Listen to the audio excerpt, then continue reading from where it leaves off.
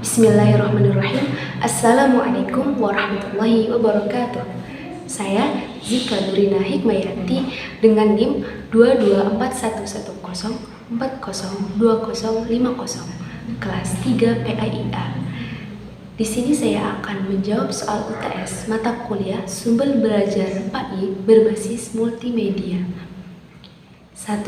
Urgensi atau pentingnya pemahaman sumber belajar PAI berbasis multimedia bagi calon guru PAI. Pemahaman sumber belajar PAI berbasis multimedia memiliki urgensi yang penting bagi calon guru PAI. Ada 7 urgensi pemahaman sumber belajar PAI berbasis multimedia bagi calon guru PAI. Yang pertama, sebagai alat bantu dalam proses pembelajaran. Yang kedua, memudahkan guru dalam mengefektifkan waktu. Yang ketiga, mempermudah guru menyampaikan pesan secara jelas kepada para peserta didik atau siswa. Yang keempat, menarik perhatian siswa dalam proses pembelajaran. Yang kelima, dapat mengatasi sifat pasif peserta didik. Yang keenam, dapat mengatasi perbedaan sifat yang unik dan perbedaan pengalaman peserta didik. Yang ketujuh, dapat mengatasi keterbatasan ruang dan waktu dalam proses pembelajaran. Dengan pemahaman sumber belajar PAI berbasis multimedia, calon guru PAI dapat memanfaatkan multimedia yang tepat dan efektif dalam proses pembelajaran. Hal ini dapat membantu meningkatkan kualitas pembelajaran dan memudahkan siswa dalam memahami materi pembelajaran yang dibahas. Nomor 2, multimedia dalam pembelajaran memiliki kaitan erat dengan beberapa dasar teori psikologi pendidikan. Teori dasar-dasar psikologi pendidikan yang sangat erat kaitannya dengan urgensi multimedia dalam pembelajaran. Yang pertama, teori belajar behavioristik yang menekankan pada penggunaan paksa dan hukuman dalam pembelajaran. Multimedia dapat digunakan sebagai media dalam penguatan dan hukuman dalam pembelajaran. 2. Teori belajar kognitif yang menekankan pada pemrosesan informasi dalam otak. Multimedia dapat membantu siswa dalam memproses informasi dengan lebih baik. 3. Teori belajar konstruktivistik yang memberi tekanan pada pembelajaran yang berpusat pada siswa dan membangun pengetahuan melalui pengalaman. Multimedia dapat membantu siswa dalam membangun pengetahuan melalui pengalaman belajar yang disampaikan melalui bantuan media atau multimedia.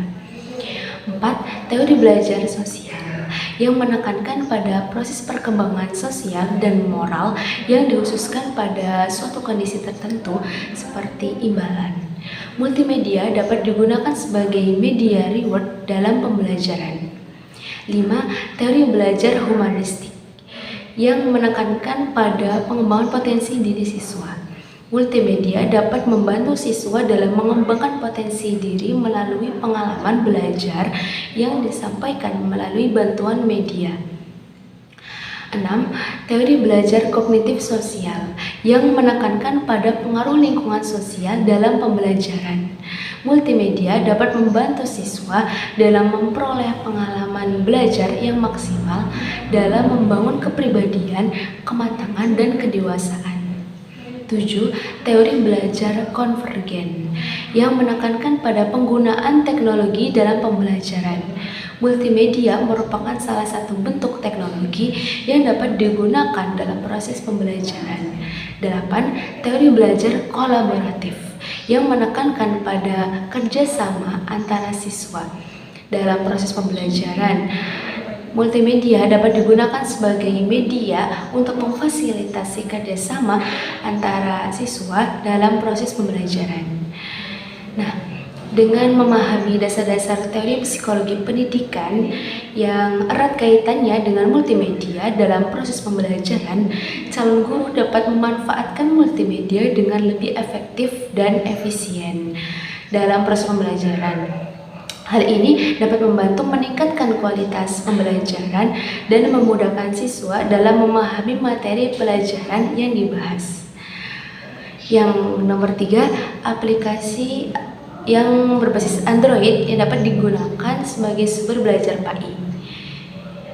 Di sini ada keunggulan dan kelemahannya. Yang pertama yaitu aplikasi Zoom. Kelebihan Zoom: 1. Memudahkan interaksi antara guru dan siswa dalam proses pembelajaran jarak jauh. 2. Dapat digunakan sebagai media pembelajaran PAI pada saat guru ada kendala atau urusan mendadak. Yang ketiga, kapasitas ruangan besar, dapat menampung hingga 1.000 atau 10.000 pemirsa pada suatu grup atau ruangan live video. 4. Mendukung multiplatform, dapat digunakan pada berbagai perangkat operatif sistem seperti Android, iOS, dan Windows. 5. Kualitas video dan suara terbaik, video yang jernih dan suara yang jelas. 6. Fitur on-off video dan audio, dapat mengatur untuk mematikan dan mematikan audio. 7. Ada beragam fitur menarik seperti fitur konferensi video, fitur web konferensi, dan fitur kolaborasi grup.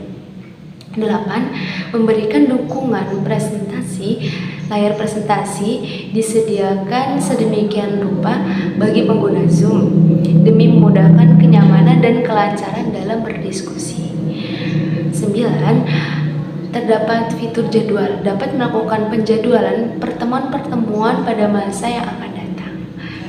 Kelemahan dari aplikasi Zoom: 1. Tidak tersedia tampilan dalam bahasa Indonesia.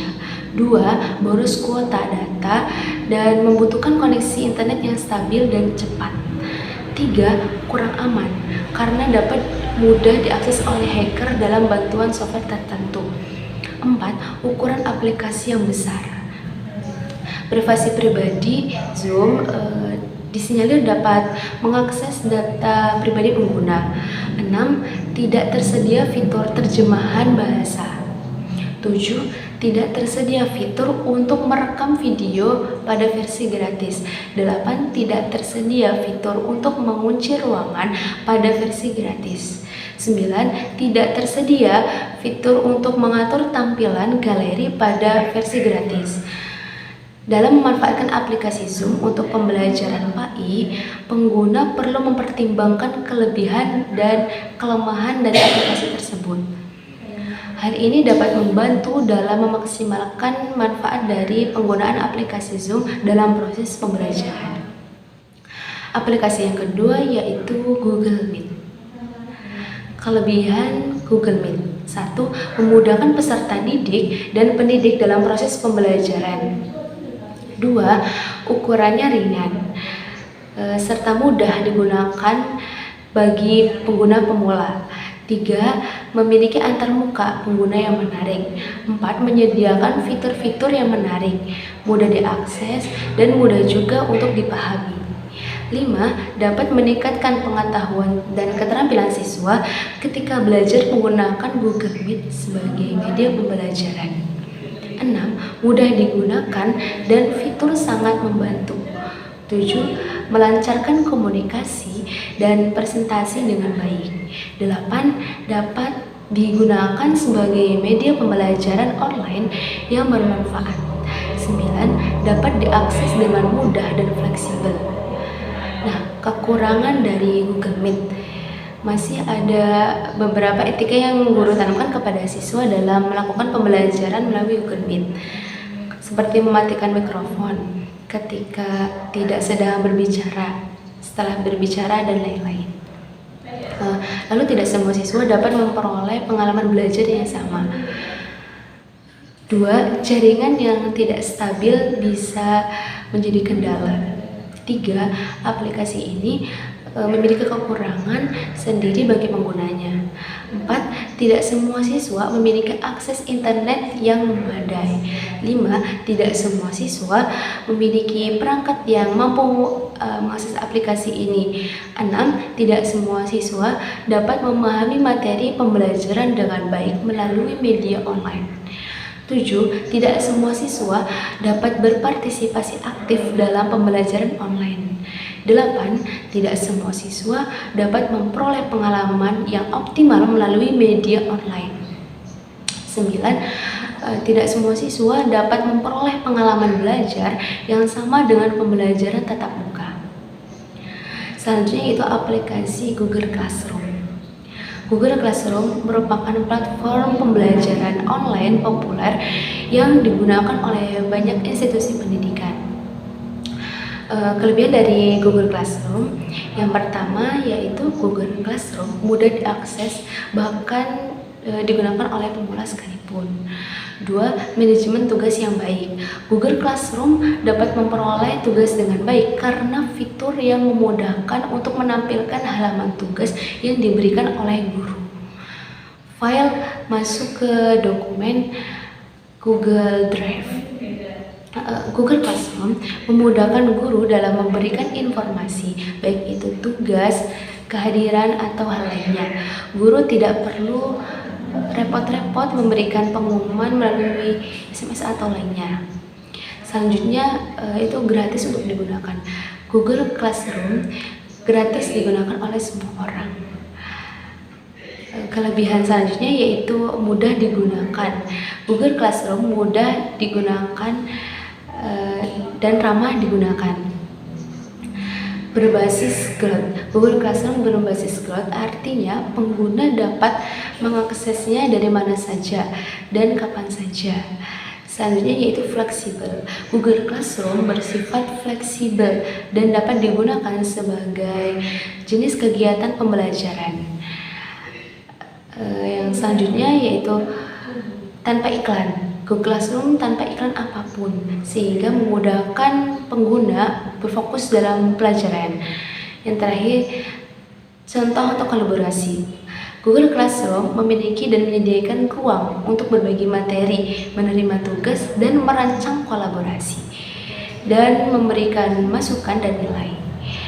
Dan selanjutnya itu kekurangan dari aplikasi Google Classroom. Yang pertama yaitu ketergantungan internet. Google Classroom memerlukan koneksi internet yang stabil agar dapat berfungsi dengan baik. 2. Perlu mendownload aplikasi tambahan untuk mereka yang menggunakan Google Classroom. Pengguna belum mendownload aplikasi tambahan seperti Google Slide dan Google Docs yang dapat menghabiskan ruang penyimpanan di perangkat mereka. Selanjutnya itu tidak menarik secara visual antara muka, tidak menarik secara visual sehingga mengganggu sebagian pengguna. Dapat mengganggu. Google Classroom dapat mengganggu beberapa siswa, terutama jika mereka menerima notifikasi saat waktu luang. Aplikasi selanjutnya yaitu Kahoot. Kelebihan aplikasi Kahoot yang pertama, meningkatkan semangat belajar siswa karena pembelajaran siswa menjadi menyenangkan. 2. Mudah digunakan oleh guru dan siswa. 3. Memudahkan guru dalam memahamkan materi pembelajaran. 4. Meningkatkan keterlibatan siswa dalam proses pembelajaran. Yang kelima, memberikan variasi konstruktif terhadap bentuk-bentuk pembelajaran yang menarik dan menyenangkan. 6. Dapat digunakan sebagai instrumen penilaian kemampuan pembelajaran siswa dengan alat ukur. 7. Dapat mengeliminir kebosanan dalam pembelajaran. 8. Dapat memberikan suasana santai dan menyenangkan dalam pembelajaran. 9. Dapat membantu guru dalam menetapkan proses pembelajaran lanjutan. Nah, kekurangan aplikasi Kahoot yang pertama yaitu membutuhkan koneksi internet yang stabil. Diperlukan perangkat yang mampu mengakses aplikasi. 3. Pola pilihan ganda atau true and false yang terlalu sering digunakan untuk membuat siswa bosan. Tidak semua siswa dapat mengikuti pembelajaran dengan baik menggunakan aplikasi ini. 5. terkadang terdapat kesalahan teknis dalam penggunaan aplikasi. 7. Terdapat masalah dalam pengaturan yang kurang sesuai dengan materi pembelajaran. Yang selanjutnya yaitu terkadang terdapat masalah dalam pengaturan skor yang kurang akurat. Yang terakhir yaitu terdapat masalah dalam pengaturan kelas dan kelompok yang sesuai dengan kebutuhan pembelajaran. Yang terakhir, penggunaan aplikasi Kahoot sebagai media pembelajaran. Pada dasarnya, Kahoot adalah media pembelajaran dengan jenis visual, di mana visual Kahoot mempunyai fungsi atensi, di mana fungsi atensi adalah media visual yang merupakan inti menarik dan mengarahkan penelitian pembelajaran untuk berkonsentrasi kepada isi pelajaran yang berkaitan dengan makna visual yang ditampilkan atau menyertai teks materi pelajaran yang diberikan. Kahoot dapat menjadi suatu sumber belajar dan media pembelajaran yang efektif yang mampu memenuhi tuntunan kebutuhan generasi digital. Kahoot juga dapat meningkatkan minat dan mendukung gaya belajar para generasi digital. Minat dan mendukung gaya belajar generasi digital. Penggunaan aplikasi Kahoot dalam pembelajaran KI dalam praktek pembelajaran aplikasi Kahoot terdapat beberapa hal yang menarik yang dapat dijadikan acuan. Demikian jawaban UTS dari saya. Terima kasih. Wassalamualaikum warahmatullahi wabarakatuh.